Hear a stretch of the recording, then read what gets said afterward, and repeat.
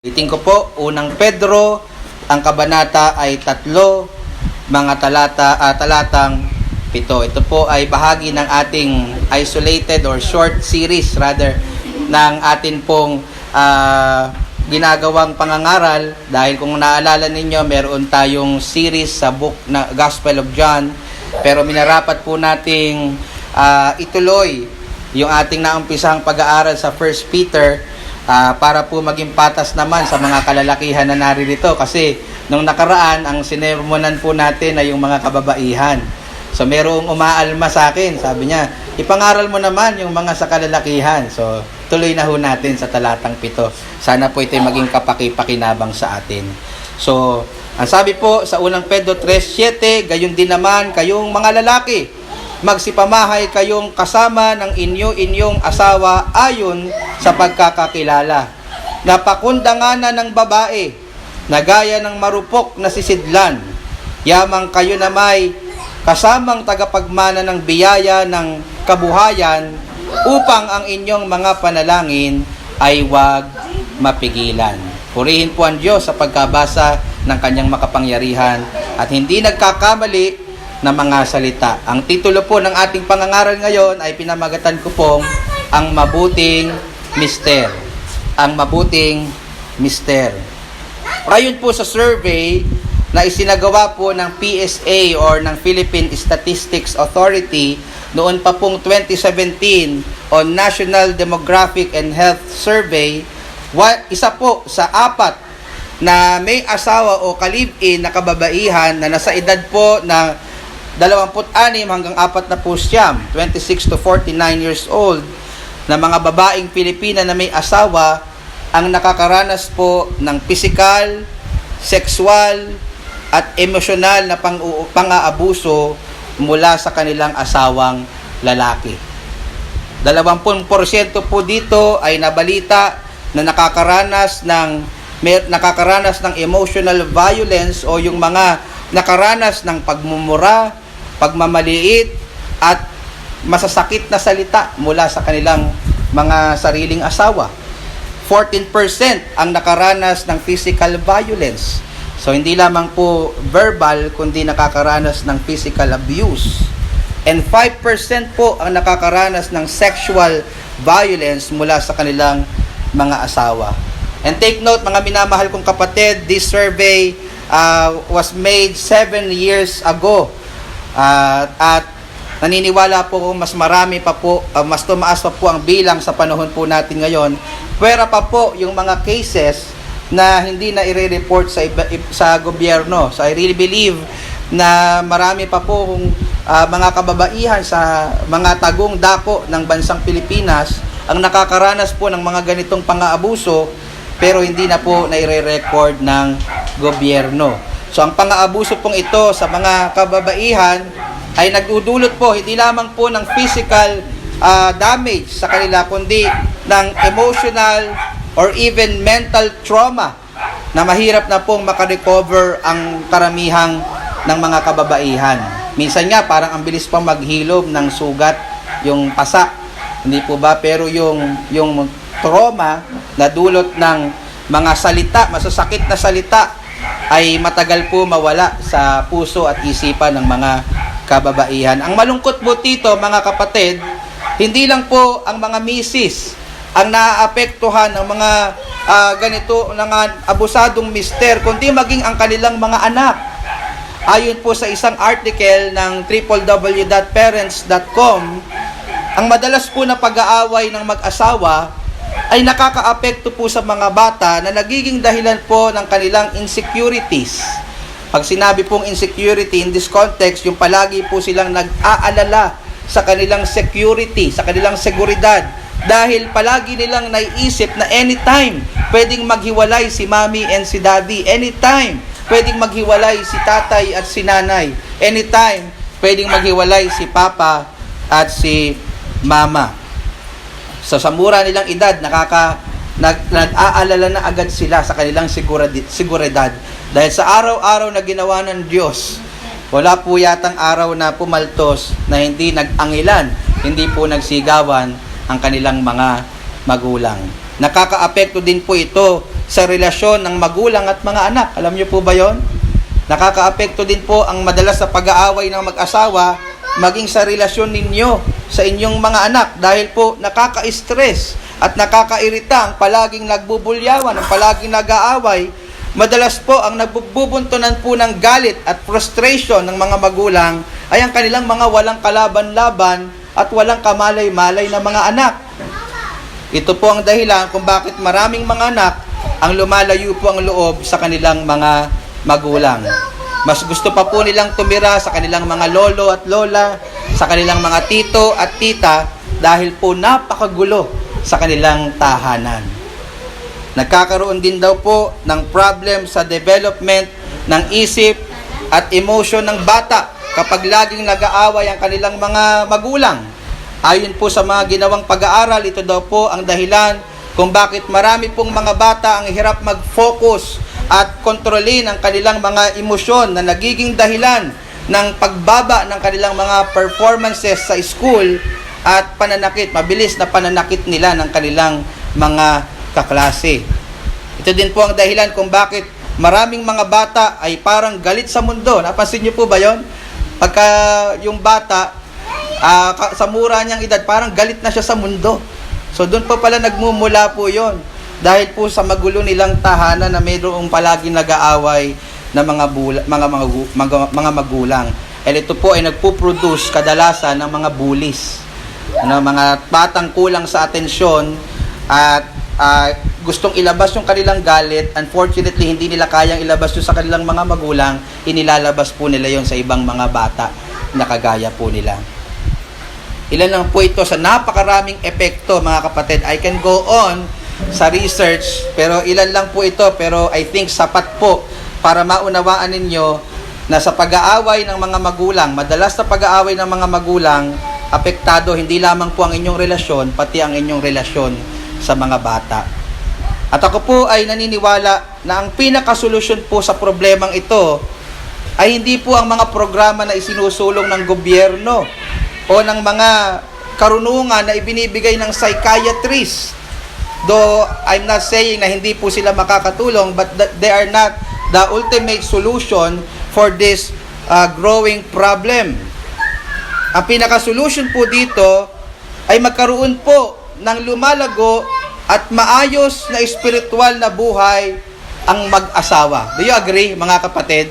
Ang solusyon po para sa tahimik na tahanan ay magkaroon ng lumalago at maayos na espiritual na buhay ang mga mag-aasawa. Na sila po pangunahin ay magkakaroon ng relasyon kay Kristo bilang sarili po nilang Panginoon at tagapagligtas. At sila po ay maturuan ng salita ng Diyos kung paano po ba dapat magtulingan ang mag-asawang Kristiyano. Ganyan po ang ginagawa natin ngayon, mga kapatid at mga minamahal. Sa mga talata pong ating pinag-aaralan ngayon, matututunan po natin kung paano dapat tratuhin ng isang Kristiyanong mister ang kanilang mga misis. And again, gaya po ng paalala ko noong nakaraan, kung kayo po ay wala pang asawa, kamukha ni Sister Crisia, o wala nang asawa, kamukha ni Nanay Lydia, dahil na biyuda na, wag nyo pa rin pong i-disconnect ang inyong sarili sa akin. O kaya si JM, wala pang asawa, di po ba? So, sabi ni Pastor, simpa pa naman ako, wala naman pala akong matututunan tungkol sa akin. Di ba? So, wag niyo pong i-disconnect yung inyong sarili sa atin pong pangangaral kasi may mga prinsipyo pa rin po kayong matututunan dito na pwede niyo pong i-apply kahit po wala pa kayong asawa o wala na kayong asawa. So, mapapansin niyo po yung talata, balik tayo sa chapter 3, verse 7 ng 1 Peter, na nagsimula po yung talata sa gayon na lamang, o gayon din naman rather. Gayon din naman. So, hindi ko alam kung anong translation yung gamit ninyo, pero sa salin ng ang Biblia, yun po ay nagsimula sa phrase na gayon din naman. Ito po ay nagsuserve as a transitional statement mula po sa pagtuturo sa mga asawang babae kung paano po nila kailangan o paano po dapat nilang itrato ang kanilang asawang babae na inaral na po natin last time from verses 1 to 6. So, yan po yung ating mga pinag-aralan na. So, yung salitang gayon din naman, nagta-transition na si Peter, si Apostle Peter, para naman harapin niya yung mga kalalakihan. Kung paano po nila dapat itrato ang kani-kanilang asawang babae. Pag-aralan po nating mabuti mga kapatid, sapagkat nakasalalay po dito, gaya ng sinabi ko, hindi lang yung relasyon ninyong mag-asawa, kundi yung relasyon ninyo maging sa inyong mga minamahal na anak. So pagsikapan po nating i-observe at magkaroon po tayo ng mapagkumbabang puso to admit kung sakaling nagkakamali tayo, kasi pag tayo po ay nasa denial stage, hindi po tayo tatanggap ng mga pagtuturo mula sa salita ng Panginoon. So, we must be humble in accepting the teachings of the Word of God. So, may tatlo lamang po akong pagtuturo na nakita sa talata kung paano dapat natin pakitunguan ang ating mga misis. So, kausap ko po pangunahin na yung mga mister. So, una, makikita po natin sa talata na dapat po tayong mamuhay ng may kaalaman. Ulitin ko po, dapat po tayong mamuhay ng may kaalaman. Pasinin niyo po yung banggit sa verse 7. Di po tayo masyadong alis dyan. Imarkahan niyo po yung Bible niyo sa verse 7 ng chapter 3 ng 1 Peter. Sabi doon, gayon din naman kayong mga lalaki, magsipamahay kayo o mamuhay kayo, yun yung ibang mababaw na Tagalog noon, mamuhay kayo kasama ng inyong asawa ayon sa pagkakakilala. Doon po muna tayo sa verse po na yun. Yung phrase po na ayon sa pagkakakilala, sa original po nitong salita sa Griego ay guousis kata, na may literal na pakahulugan na according to knowledge o ayon sa kaalaman. Yun po katumbas na ibig sabihin nun. Ayon sa kaalaman, or in other words, ayon sa katalinuhan. Sa unang bahagi po ng talatang ito, tinuturuan po ni Pedro ang mga Kristiyanong mister na itrato ang kanilang mga misis ng may kaalaman at mayroong katalinuhan. Ano po ibig sabihin nun, mga kapatid? Ano pong kaalaman? Ang tanong. At anong katalinuhan? Tungkol saan na kaalaman at katalinuhan ang dapat po nating ipamalas sa tuwing tinatrato po natin o napumuhay po tayo kasama ang ating mga asawa. Ito po ay may kinalaman sa kaalaman o katalinuhan. Una, kung sino ang ating asa-asawang babae. Uulitin ko po, ito po ay may kaalaman o katalinuhan kung sino ang ating mga asa-asawang babae. Tanong ko po sa mga mister na naririto, kilala niyo po ba ang inyong mga asawa? Kilala niyo po ba ang inyong mga asawa? And when I ask kung kilala niyo po sila, I'm not asking kung kilala niyo yung pangalan nila. O alam niyo yung ibang mga informations sa kanilang mga buhay. O alam niyo kung saan nakalagay yung mga nunal nila sa katawan. Hindi po yun ang ibig ko sabihin. When I'm asking kung kilala niyo ba sila ng malalim. O I'm asking if kilala niyo sila ng malalim. Alam ba ninyo ang mga bagay na kinaiinisan nila? Alam ba ninyo yung mga bagay na nakakasakit ng kanilang damdamin? Alam ba ninyo yung mga bagay na nakapagpapalungkot sa kanila ng lubos? Alam ba ninyo yung mga bagay na nakapagpapasaya sa kanila at nakapagpaparamdam sa kanila na mahal ninyo sila? Alam nyo ba yung mga love languages ng inyong mga misis? Now, kapag sinabi pong love languages, ito po yung mga bagay na ginagawa natin na labis na nakapagpapadama sa kanila ng ating pag-ibig. At marami po yan, mga kapatid. At iba-iba po ang mga love languages ng mga kababaihan ng ating mga misis na naririto. Ang tanong ko po sa inyo, mga kalalakihan, alam niyo po ba kung ano yung love language ng inyo pong mga asawang lalaki o babae? Meron pong misis na ang love language niya ay words of affirmation. Pag sinabi pong words of affirmation, ibig sabihin, mas nafe-feel niya na love mo siya sa tuwing sinasabi mo yun sa kanya. O kaya, sinasabi mo, bino-vocalize mo yung iyong appreciation sa kanyang mga ginagawa, yung simpleng pagsabi tuwing umaga na, love, ang ganda-ganda mo ngayon. Kailan yun nasabi yun sa mga asa-asawa ninyo? O yung, mahal, napakasarap ng niluto mong Bicol Express. Buti na lang nalista ko muna yung pangalan ko. Sasabihin niya, bakit? Kasi kung hindi ko nalista yun, nakakalimutan ko na. Kasi nakain ko Corny, ano? So, o yung sweetheart, mahal na mahal na mahal na mahal kita. Sa lahat ng asawa ko, ikaw yung pinakamahal ko. Ang dami pala niyang asawa. O yung simple pong pag-post nyo lang sa Facebook. Ano? Lalo na, modern na ngayon eh. May mga babae na gusto, pinapakita mo yung appreciation mo sa kanila sa social media. So, iba-iba po. May mga ayaw naman. Ano? So, words of affirmation. Sinasabi mo ba sa kanila, halimbawa, bago kayo matulog, kung gaano ka kapalad at kasaya na siya yung napangasawa mo. Kailan mo yun huling sinabi?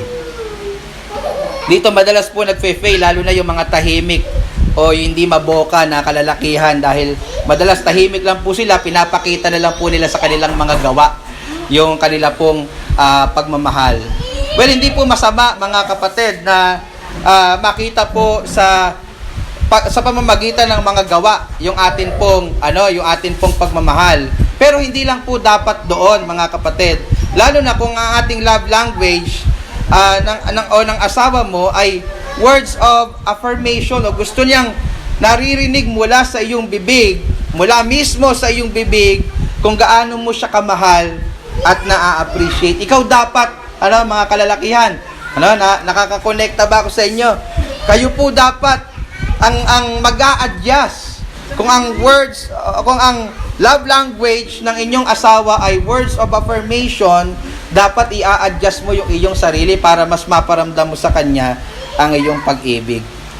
Minsan kasi, paramdam tayo ng paramdam ng ating pagmamahal, kaso hindi naman natin sinasabi, kaya di nila na-appreciate. Lalo na po kung ang love language po nila ay words of affirmation. So, i-work out po natin yon mga kalalakihan sa atin pong mga asawang babae. May mga babae naman po na ayaw po masyado ng mapapalabok at cheesy na salita. May mga babae po na nakokornihan kapag po sinasabihan ng ganon. Kayo ba, Sister Bel, natutuwa ba kayo pagka naglalambing sa inyo si Kuya Pitong? Sinasabi niya sa inyo na sa lahat ng babae, sa iyo lang ako nakafocus kasi ikaw lang ang maganda sa paningin ko, Maribel. Diba? Ibig sabihin, hindi love language ni Ate Bel yung words of affirmation. Maaring iba, Kuya Pitong. So, dapat alam mo yon, So, baka mamaya, imbis na natutuwa si Ate Bel sa'yo dahil ang papalabok ng iyong mga salita sa kanya, hindi naiinis pala siya. Kasi ayaw niya nun. So, kailangan kilala nyo yung asawa po ninyo. Yung iba, gusto lang nila quality time. Yung love language nila, oras. Bigyan mo sila ng oras. Yan po yung pangalawang love language na gusto ko pong matutunan natin, mga mister. Minsan, ang gusto lang po ng asawa ninyo ay yung oras ninyo. Alam niya na ayaw niya ng mga mabubulaklak na salita, kamukha ni Sister Bel. Ayaw niya ng mga regalo. Ang gusto lang niya ay ikaw. Diba? Ang tamis. Diba? Ikaw lang. At matipid yun. Di mo na kailangan bumili ng regalo. Magbigay ka lang ng oras. At ito po yung problema naman sa mga workaholic na mga mister. Halos ubos na po yung oras nila kakatrabaho. Tapos pag uwi nila, minsan hindi pa nga nakaka-uwi, diretso na sa barkada, diretso na sa session, di ba? Tanong ko sa inyo mga kapatid na lalaki po dito, kailan po kayo nagbigay ng oras sa mga misis ninyo? Kailan ninyo huling pinasyal yung mga misis ninyo? At pagka sinabing pinasyal, hindi naman ibig sabihin magastos na agad eh. Yung asawa ko, kaya blessed ako sa asawa ko, hindi siya mahilig pumunta sa kung saan-saang mamahalin. Daling ko lang siya sa ihawan, sold na. Nakapag-date na kami. So, pagka sinabing mamasyal, minsan di naman nyo kailangan bumili. Pumunta lang kayo sa gustong puntahan ng asawa ninyo. Po? O kahit po, yung simpleng kwentuhan. Diba? Minsan, ayaw na tayo kausap ng mga asawa nating babae kasi toxic natin. Diba? Hindi tayo makausap sa mga bagay na light. Diba? Gusto na lang natin palagi pag-usapan, problema. Dahil may mga bagay na gustong i-share yung asawa mo, kahit hindi ka interesado, pakinggan mo. Kasi mahalaga sa kanya yung time mo.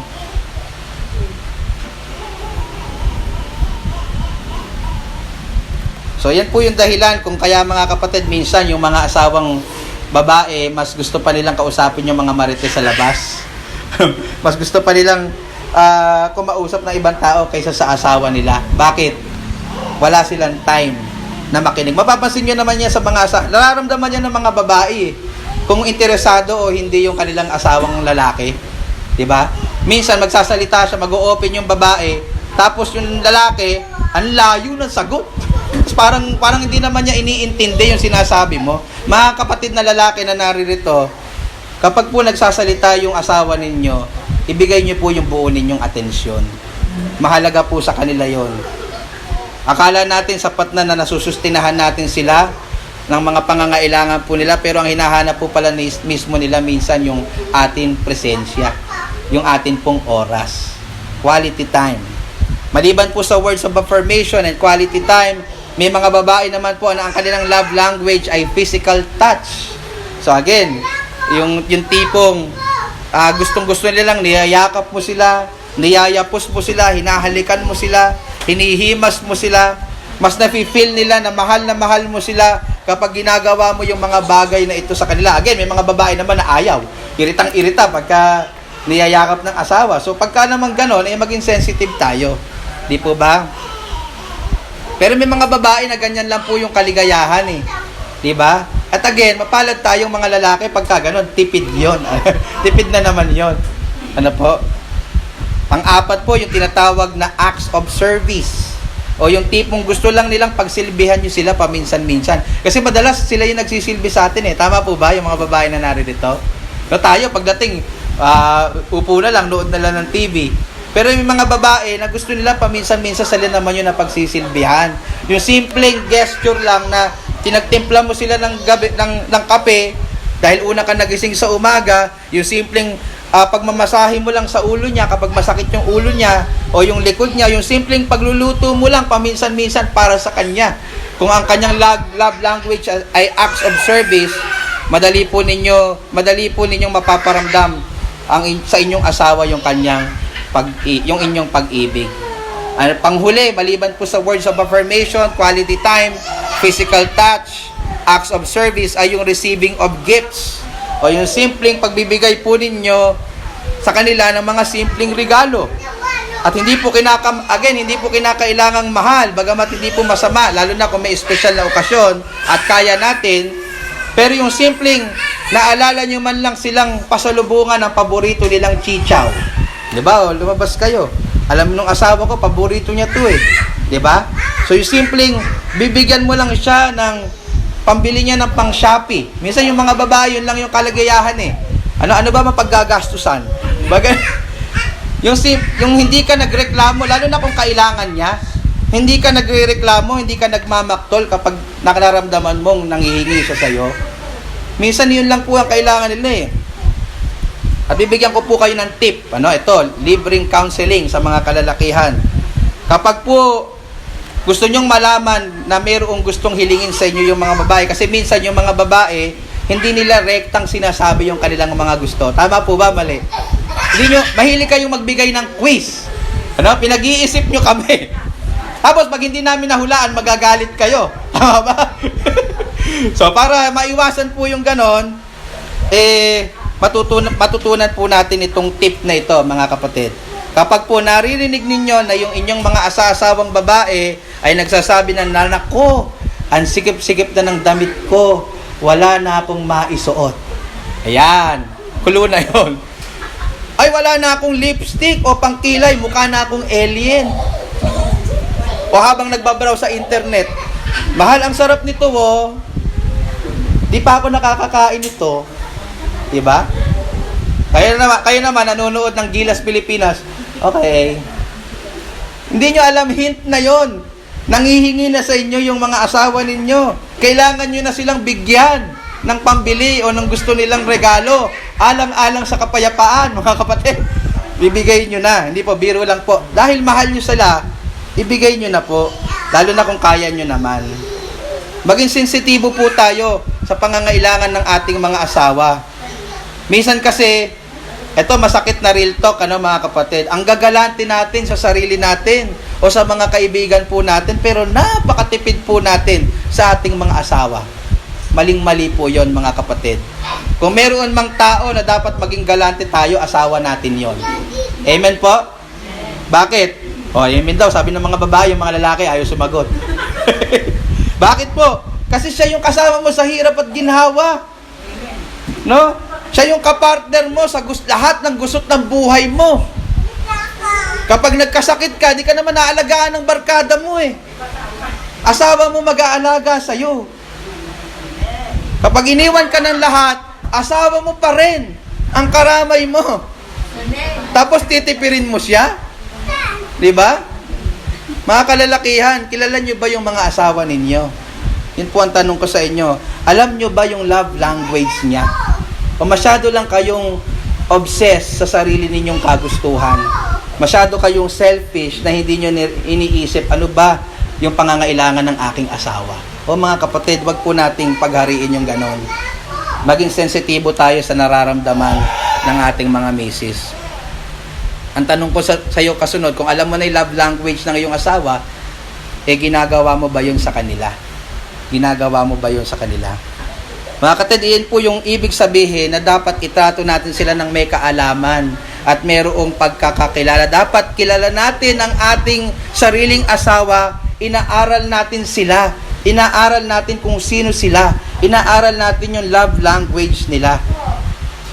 At ngunit maliban po dito, dapat po natin silang itrato ng may kaalaman at katalinuhan na naayon sa Biblia. Kailangan po mga kapatid, inaaral din natin yung Biblia kung paano po natin dapat pakitunguan ng ating mga asawang babae. Kaya po maraming abusado, makasarili at hindi marunong makisama ng maayos sa kanilang asawang babae ay sapagkat hindi sila natuturuan ng salita ng Diyos. Agree po ba kayo mga kapatid? Kung paano po dapat nila pakitunguhan, paksamahan ng kanilang mga asawa. Kaya po may advantage tayo mga kalalakihan na naririto kasi tinuturuan po tayo dito sa church. Hindi lang ng mga malalalim na doktrina, may mga panahon na nag-aaral din tayo ng mga practical na bagay para po mapakasamahan natin ng maayos ang ating mga asawang babae. Dapat po ang asawang lalaki ay hindi matalino lang sa pagkukumpuni ng mga sira sa bahay. Hindi lang po dapat siya matalino sa kanyang propesyon o trabaho. Dapat maalam din po siya sa tinuturo ng Biblia ng tamang pagtrato sa kanyang asawa. At makikita po natin ng ilan dyan sa susunod po nating punto kung paano po dapat natin itrato ang ating mga asawang babae. Sila po ay dapat nating itrato pangalawa ng may pagpapahalaga. Kanina ng may kaalaman, ngayon meron pong pagpapahalaga. Naririnig niyo po ba ako mga kapatid kong lalaki na naririto? Balikan po natin yung teksto natin, unang Pedro 3:7. Gayon din naman kayong mga lalaki, magsipamahay kayong kasama ng inyong asawa ayon sa pagkakakilala na pakundanganan ang babae. Nakita niyo po yun, na pakundanganan ang babae na gaya ng marupok na sisidlan, yamang kayo na may kasamang tagapagmana ng biyaya ng kabuhayan. Doon po muna mga kapatid. Yung salita po dyan na pakundanganan, napakalalim po, no? Sa talata pong ito, yan po ay galing sa salitang Griego na timei, na ang ibig sabihin po ay igalang, respetuhin, pahalagahan. So dyan po natin nakuha yung pangalawa nating punto na pahalagahan ang atin pong asawa. Now, paano po dapat natin sila pakundanganan o pahalagahan? Ang sabi po sa talata, kailangan daw po natin itong gawin sa kanila bilang marupok na sisidlan. Bilang marupok na sisidlan o weaker vessel o marupok na lalagyanan. Yung salita pong sisidlan dito ay salitang paghahalintulad o metaphor sa katawan ng tao. Yun po ang ibig sabihin niyan. Makikita po natin halimbawa sa ikalawang Korinto 4:7, ngunit taglay namin, sabi ni Apostol Pablo, ang kayamanang ito. Ano yung kayamanan? Yung gospel. Sa mga sisidlang lupa o yung ating katawan, upang ang dakilang kalakhan ng kapangyarihan ay maging mula sa Diyos at huwag mula sa aming sarili. So sa talata pong ito, nakita po natin na ginamit ni Apostol Pablo yung salitang sisidlang lupa na pumapatungkol sa katawan ng isang mananampalataya. So sa makatuwid, mga minamahal, nung sinabi ni Apostol Pedro na ang mga babae ay marupok na sisidlan, weaker vessel. Sinasabi niya dito na ang mga babae, kumpara sa mga lalaki, generally speaking we're talking about general matters. Generally speaking, yung mga babae, kumpara sa mga lalaki, ay may mas mahinang pangangatawan. Tama po ba? Agree po ba kayo? Kung hindi kayo agree, kayo mamayang magbuhat ng mga mabibigat. So, kaya natin pinagagawa yun sa mga lalaki kasi generally speaking, mas malalakas yung mga lalaki. Physically, Iba po yung build ng mga lalaki sa mga babae. Kapag po may hindi mabuksang garapon si Mrs., ano ginagawa nyo? Bibigay nyo sa asawa nyo kasi mas malakas sila, di ba? So, yan po yung dahilan. Kaya sa larangan halimbawa ng basketball, merong NBA, merong WNBA. Sa NBA, Kuya Pitong, mga lalaki naglalaro, babae. Di ba lalaki? Sa WNBA, mga babae. Di po ba? Kasi magkaiba sila ng build. Unfair pagka pinaglaban mo yung babae at lalaki sa basketball. At least generally speaking, po. So ito po yung dahilan, hindi po ito discrimination. Lahat po pantay-pantay sa harapan ng Diyos. Don't get me wrong. Pero ito ang design ng Diyos at ito yung facts, ito yung katotohanan. Na ang lalaki ay likas na mas malakas physically sa mga kababaihan. Ito po ang unang clue natin mga kapatid sa talata na pinag-aaralan po natin kung paano po dapat natin pahalagahan ang ating mga asawang babae. Yamang sila wika ay mga marurupok na sisidlan o mahihina physically. Tayo pong mga kalalakihan ang magsisilbi nilang provider and protector. Naririnig niyo po ba ako mga kapatid? Tayo po ang magsisilbi nilang provider and protector. Sa atin pong mga mister, nakaatang ang pangunahing responsibilidad upang buhayin ang ating asawang babae, not other way around. Bagamat hindi po natin minamasama yung mga babae na dumidiskarte para sa kanilang kabuhayan at tulungan ng kanilang mga mister na maghanap buhay, pero ang pangunahin pong may responsibilidad dito ay ang mga kalalakihang gaya po natin. Ganyan po yung makikita nating norm even po sa Bible. Sa Bible, ang norm, ang lalaki ang nagwo-work, ang babae ay homemaker. Tayo pong mga lalaki ang pangunahing nag-iisip at gumagawa ng paraan para maitaguyod ang ating pamilya. Hindi po natin yan inaasa kay Mrs. Amen po ba? Wala nang na-amen, Tayo din po ang nagsisilbi nilang protector, mga kapatid. Ibig sabihin, kapag sila ay nalalagay sa alanganin, naririto po tayong mga lalaki para protektahan sila. Kapag po may pumasok na magnanakaw, o kaya ng ahas, naku po, wag naman sana. Dahil ako po'y takot sa ahas. Kahapon po, naglilinis kami dito, nanganggal namin yung mga gamit, dami nagtalo ng butike. At sa pagtalo ng mga butike, nagtumatalon din ako, kasi takot ako sa butike. Paano pa kaya pag ahas? Di ba? Kaya sabi ko, wag naman sana.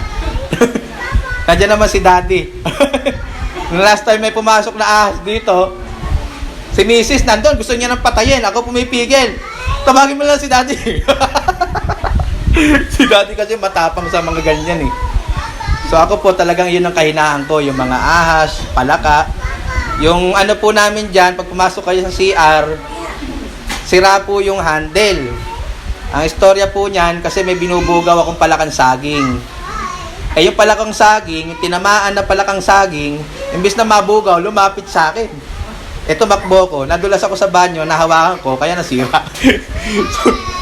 Pero mga kapatid, pagka nagkagipitan na, pag may magnanakaw o masamang loob na pumasok sa ating tahanan, kapag nasa panganib na ang ating asawang babae dahil may ahas, tayo po ang inaasahang unang haharap sa mga iyon. Kasi protector po tayo, hindi po ba?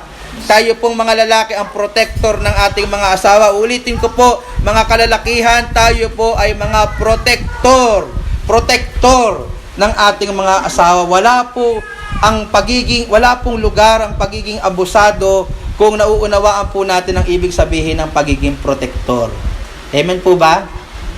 Hindi po natin hahayaan ang ating mga sariling saktan sila emotionally at lalong-lalo na physically. Tandaan niyo po, mga kalalakihan, wala pong tamang justification para saktan ninyo ang inyong mga asa-asawa. Wala po. Kahit ano pong idahilan ninyo sa akin, hindi yan sapat na dahilan. para saktan ninyo ang inyong mga asawa. Kahit sobrang bungangera niya, kahit minsan ang hirap ispelengin ang ugali niya, kahit nanlalaki pa siya, sabihin na natin ganun, hindi pa rin nun pwedeng i-justify na sasaktan mo siya. Kung meron man pong makakabawas ng ating pagkalalaki, alam niyo po yon, hindi naman po yung pagiging tagapagluto natin o tagapaglabaw Minsan kasi nahihiya tayo magsabi tayo yung naglalaba. Kasi feeling natin mababawasan yung ating pagkalalaki. Hindi po yun Alam niyo po yung nakakabawas ng ating pagkalalaki. Iyan po yung pag-abuso natin sa ating mga asawang babae na dapat sana minamahal natin at pinoprotektahan natin. Do you agree, mga kapatid? Di po ba ganun yon? Pag minabalitaan kayong isang lalaki, isang mister na napakataas ng kanyang pinag-aralan, mayaman siya, successful siya sa buhay, napakabait niyang kaibigan, matulungin siya sa kapwa, pero nananakit siya ng asawa. Hindi po ba lahat ng matataas na pagtingin niyo at paghanga sa kanya, biglang babagsak dahil lang sa isa na yon? Wag po nating hayaan yun mangyari, mga kalalakihan na narito. Minsan naman po, hindi nga tayo mapanakit sa asawa, sa pisikal, pero wala naman po tayong pakundangan sa masasakit nating salitang binibitawan sa kanila. At nadudulot po yon ng emotional and even mental damage sa ating mga asawa. Mga kapatid, yamang alam mo na ang ating mga asawang babae ay weaker vessel o mas marupok na sisidlan, dapat mas nagiging maingat ka sa mga bibitawan mong salita sa kanya. Naririnig niyo po ba ako, mga kalalakihan? Sinasama ko po ang aking sarili. Wag po kayong magsabi na siguro si pastor napakabait na asawa. Marami pa rin po akong kailangan i-work out. Lahat po tayo, mga kapatid, ay natututo po dito. Minsan, mga kapatid, malungkot. Ito pakinggan niyo pong mabuti. Malungkot, mas mabait pa po tayong makipag-usap sa ating mga kabarkada kaysa mismo sa ating mga asawa. Naririnig niyo po ba ako, mga kapatid? Wag po ganon. Kung mabait po tayo sa ibang tao, mas lalo dapat sa ating mga misis. So maliban po sa dapat natin silang palagaan bilang mga marurupok na sisidlan, dapat din po natin silang pahalagahan ayon po dun sa talata bilang mga kapwa nating tagapagmana ng buhay na walang hanggan. Nakita niyo po ba yon? Ang sabi ulit sa talata, yamang kayo'y namay, yung mga Kristiyanong lalaki, again ang kausap, ay kasamang tagapagmana ng biyaya ng kabuhayan. So I hope nasusundan niyo po yun sa inyong mga Biblia. Iba-iba po ang mga comments dito ng mga Bible commentators. Sinasabi nila yung biyaya daw ng kabuhayan ay tungkol daw sa biyaya ng pagiging mag-asawa. Yung iba naman sinasabi ito'y pumapatungkol sa physical na buhay. Bagamat posible po yung mga interpretasyon na yon, pero mas kumpunsido po ako na ang biyaya ng kabuhayan dito ay pumapatungkol po sa buhay na walang hanggan o kaligtasan na ating tinanggap mula sa Panginoon. Kung babasahin po natin yung context particular sa chapter 1 Peter 1 verses 4 to 5, punta lang po tayo doon sandali. 1 Peter 1, 4 to 5, yung mana na binabanggit po dito ay yung buhay na walang hanggan. Sabi po sa 1 Peter 1, 4 to 5, sa isang manang di nasisira at walang dungis at hindi kumukupas na inilaan sa langit para sa iyo, na sa kapangyarihan ng Diyos ay iniingatan sa pamamagitan ng pananampalataya sa ikaliligtas na nahanda upang ipahayag sa huling panahon. So sa talata pong ito, yung mana na binabanggit na tatanggapin ng mga mananampalataya ay ang kaligtasan na lulubusin sa huling panahon, sa muling pagbabalik ng ating Panginoong Jesucristo. Ganyan din po yung makikita natin sa Tito 3:7. Ang sabi doon, upang sa pagkaaring ganap sa atin sa pamamagitan ng kanyang biyaya ay maging tagapagmana tayo ayon sa pag-asa sa buhay na walang hanggan. Dito po klaro na ang mamanahin po ng mga mananampalataya sa pamamagitan daw po ng biyaya ng Diyos, meaning ito po ay hindi pinaghihirapan o binibili, ito po ay kusang loob na binibigay ng Diyos sa lahat ng mga sumasampalataya kay Jesucristo, ay walang iba kundi ang buhay na walang hanggan. So kung babalikan po natin yung ating teksto sa 1 Peter 3 hanggang 3 verse 7, yung biyaya po ng kabuhayan dyan, na kapwa tagapagmana kayong mag-asawa, kung parehas po kayong mananampalataya, ay walang iba po kundi ang buhay na walang hanggan. So ano po ang kinalaman ng katotohanan ito na ang mananampalataya mong asawang babae ay tagapagmana ng buhay na walang hanggan. Or in other words, kasama siyang magmamana ng bagong langit at bagong lupa sa muling pagbabalik ng ating Panginoong Hesukristo. So paano po naapektuhan ng katotohanan ito tungkol sa misis mong mananampalataya ang pagpapahalaga mo sa kanya? Ang sagot po ay ito po ay nagbibigay ng mas mataas na pagtingin at pagpapahalaga sa iyong asawa dahil siya ay tagapagmana ng Diyos. Nare-realize niyo po ba yon, mga kalalakihan? Yung asawa mo, tagapagmana ng Diyos. Siya po ay labis na minamahal, pinapahalagahan ng Diyos dahil siya po ay anak niya, dahil siya po ay sumampalataya sa ating Panginoong Hesukristo. Therefore, kung mahalaga sa iyo ang Diyos, pahalagahan mo din ang mahalaga sa Kanya, namely ang iyong Kristiyanong asawang babae. Binabalanse din po nito yung pagmamaliit na maaaring maging impresyon ng mga babae bilang mga weaker vessels. Yamang sila po ay mga mananampalataya, sila po ay mga tagapagmana din ng Diyos. At kung sila po ay tagapagmana ng Diyos, igagalang mo sila, hindi mo sila mamaliitin, mamahalin mo sila gaya ng pagmamahal ng Diyos sa kanila. Bigyan ko kayo ng halimbawa, mga minamahal. Halimbawa, may bumisita po sa inyong tagapagmana ng SM na itinayo ni Henry C. No? Imagine niyo po, pumunta sa bahay nila Kuya Pando, yung may-ari ng SM. Hindi ba ituturing mo siya Kuya Pando na espesyal? No? Hindi mo igagalang mo siya ng gusto. Hindi mo piliin mo yung mga salita mong sasabihin sa kanya. Bakit? Tagapagmana siya ng SM. Di ba? Iiwasan mo siyang ma-offend. Mga mister, ang asawa ninyong mananampalataya ay hindi lang tagapagmana ng 208 stores sa buong bansa. Siya po ay tagapagmana ng Diyos, ng bagong langit at bagong lupa.